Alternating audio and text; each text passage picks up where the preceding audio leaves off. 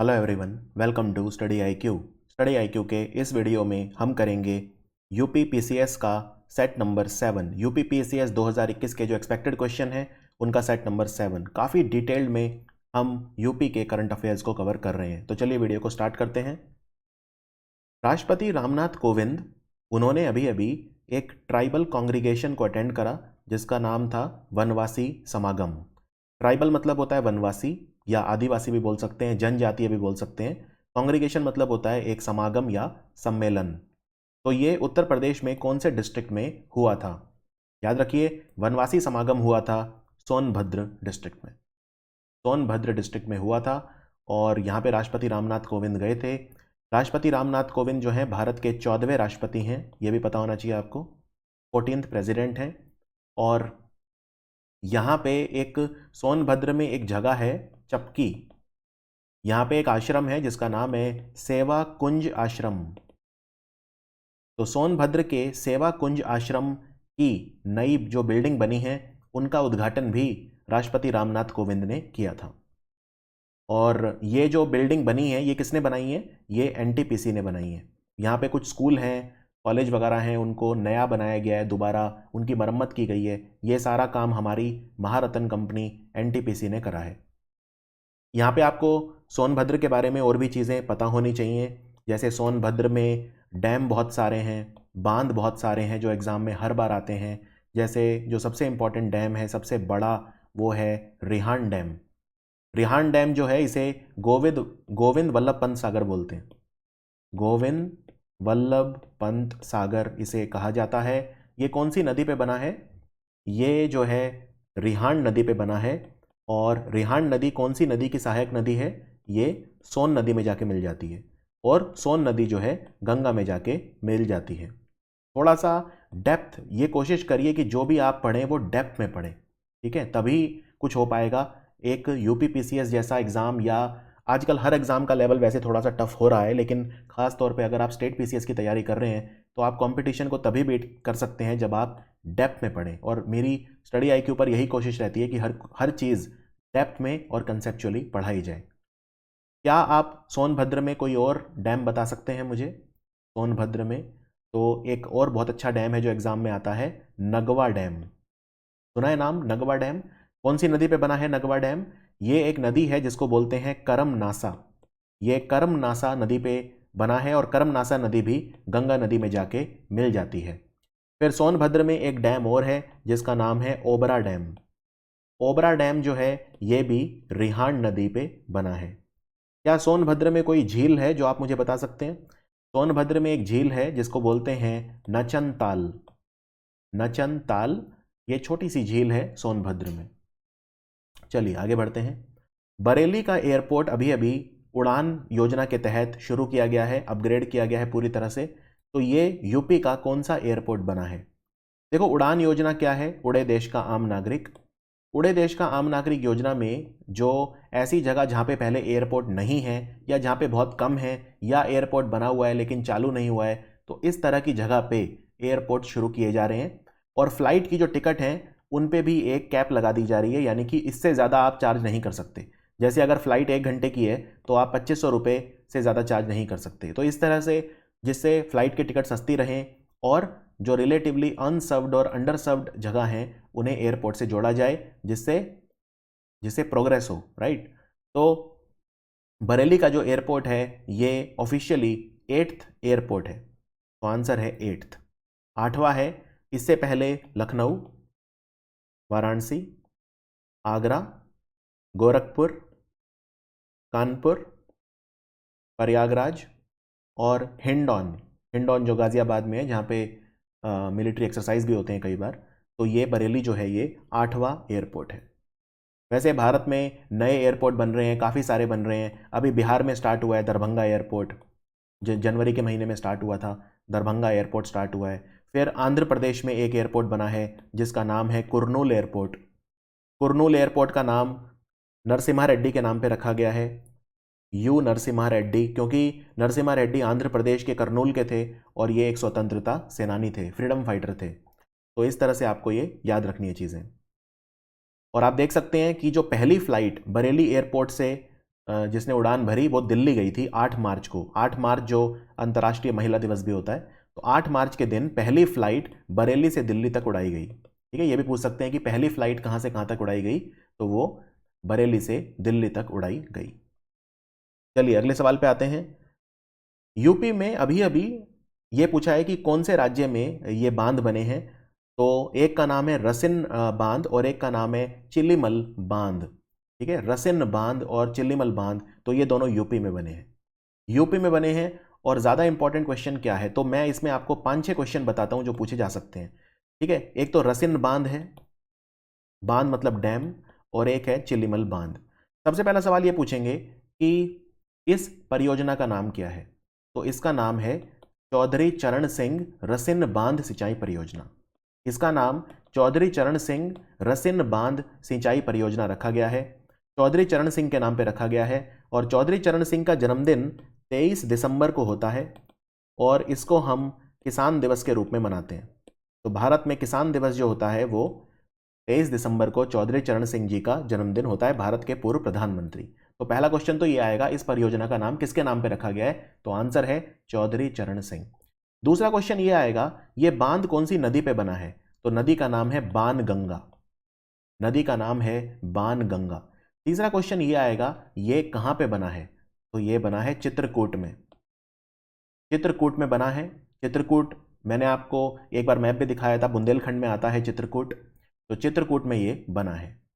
और चित्रकूट को राजधानी दिल्ली से कैसे जोड़ा जा रहा है दिमाग लगाइए, चित्रकूट बुंदेलखंड में है तो कैसे जोड़ा जा रहा है, बुंदेलखंड एक्सप्रेसवे से, बुंदेलखंड एक्सप्रेसवे से जोड़ा जा रहा है। अब मैं पूछूं, अगर चित्रकूट में कौन सी जनजाति रहती है, जनजाति नहीं मतलब कौन से लोग रहते हैं चित्रकूट में, जो एक जिसे बोलते हैं कम्युनिटी कौन सी है जो इंपॉर्टेंट है चित्रकूट में, तो कोल ट्राइब बोलते हैं, कोल ट्राइब रहती है यहाँ पे चित्रकूट में और आसपास के एरियाज में कोल जो ट्राइब है वो रहती है। तो इस तरह से जब आप चीज़ों को कनेक्ट करना सीखेंगे तब आपका कॉन्फिडेंस बढ़ेगा। तो चित्रकूट में जो कोल जाति के लोग हैं उनको भी अब प्रधानमंत्री और मुख्यमंत्री आवास योजना के तहत मकान दिए जा रहे हैं। और चित्रकूट में जो है डिफेंस कॉरिडोर जो बन रहा है, डिफेंस इंडस्ट्रियल कॉरिडोर यूपी में, उसका भी तो हिस्सा है चित्रकूट। उसमें जो 6 जगह है उनमें से एक चित्रकूट भी है, राइट। तो ये जो रसिन बांध और चिल्लीमल बांध हैं, इनके बनने से चित्रकूट को ना सिर्फ सिंचाई के लिए बल्कि पीने का पानी भी मिलेगा, राइट, पीने का पानी भी मिलेगा।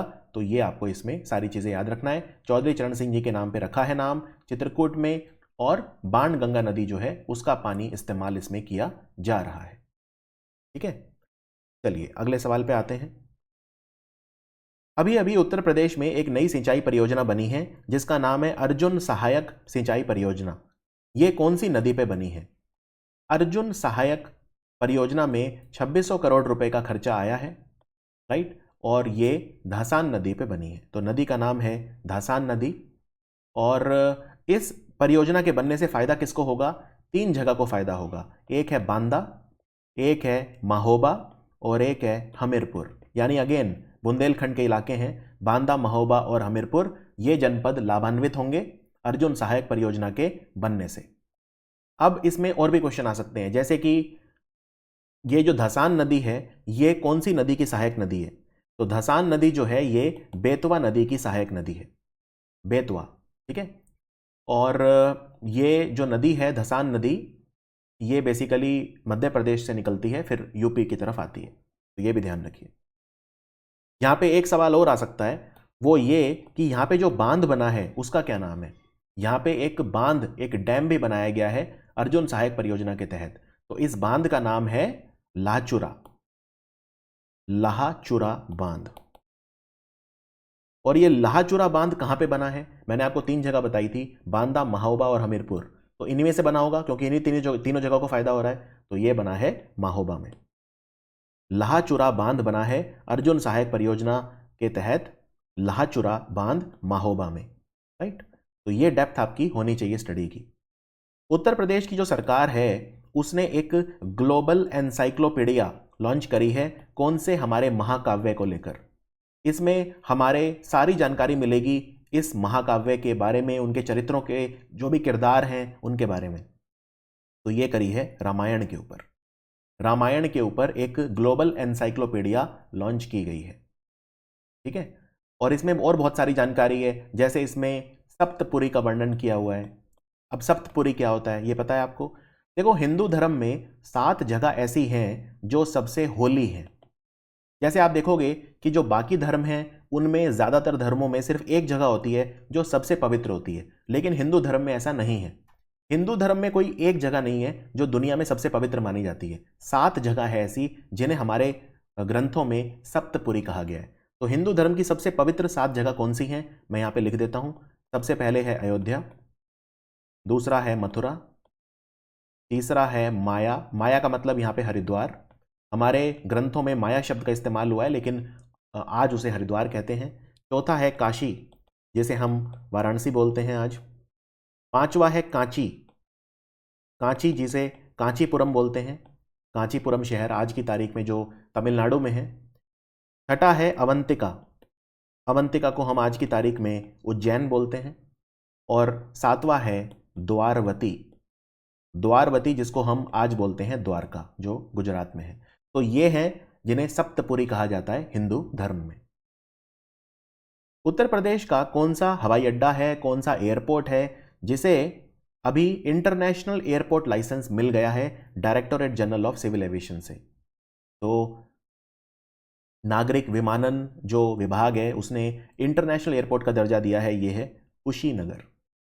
कुशीनगर, और कुशीनगर में भगवान बुद्ध ने अपने प्राण त्यागे थे।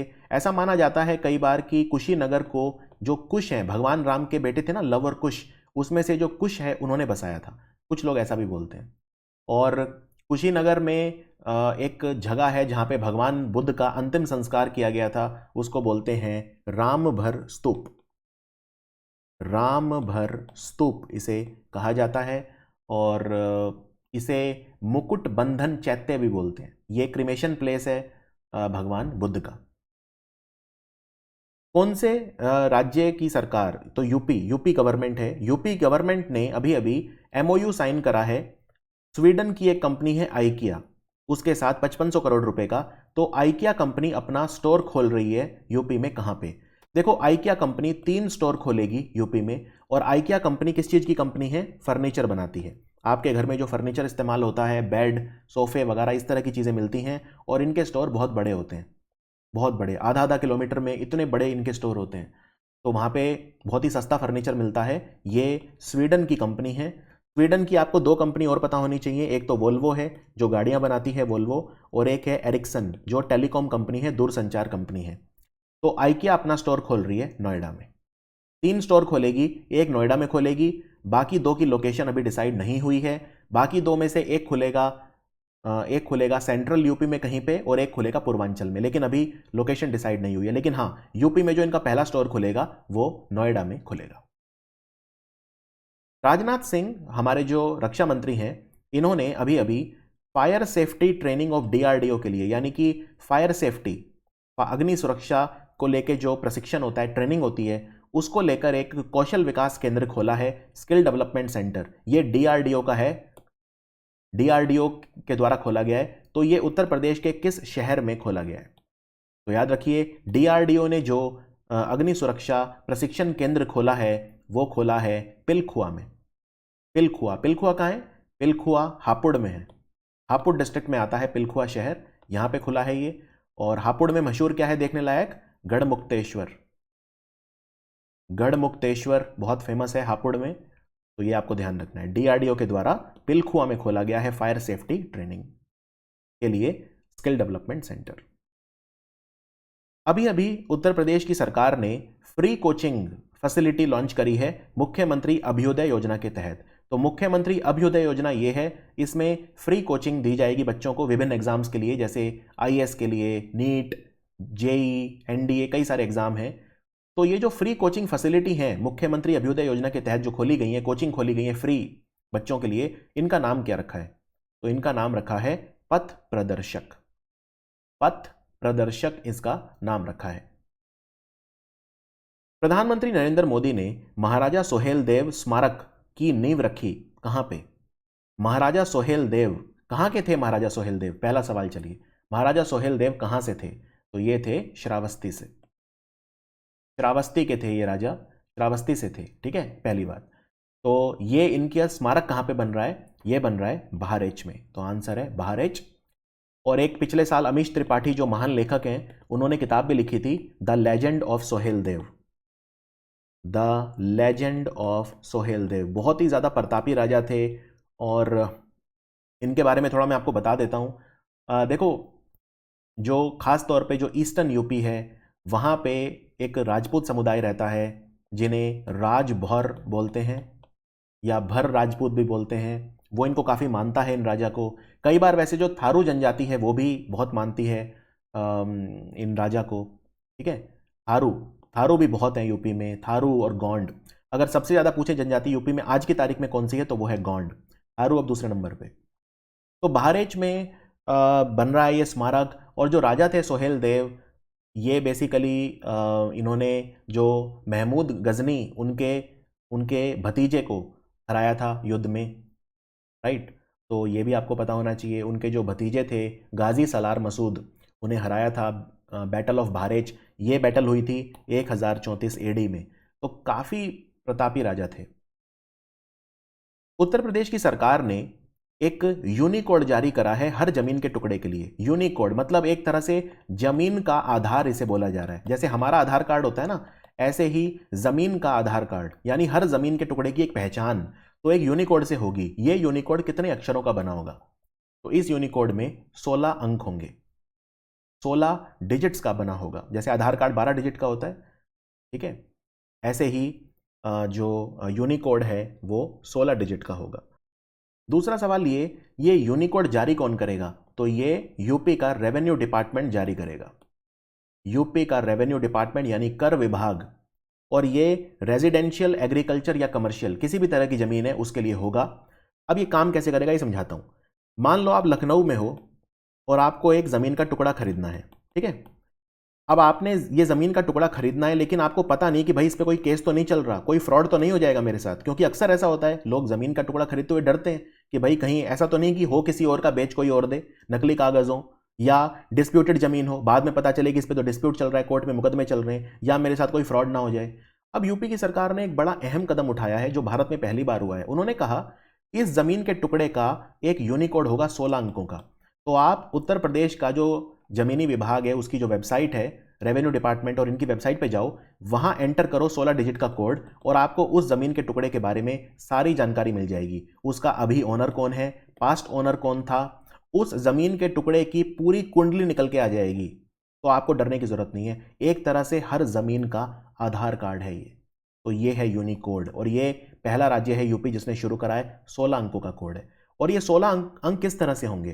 तो मैं यहां पे लिख देता हूं 16, 1 2 3 4 5 6 7 8 9 10 11 12 13 14 15 16। अभी अंक कुछ भी हो सकते हैं, मैंने सिर्फ 16 वैसे लिख दिए, ठीक है। तो इसमें पहले 1 से लेकर 6 अंक गांव की जनगणना के आधार पर होंगे।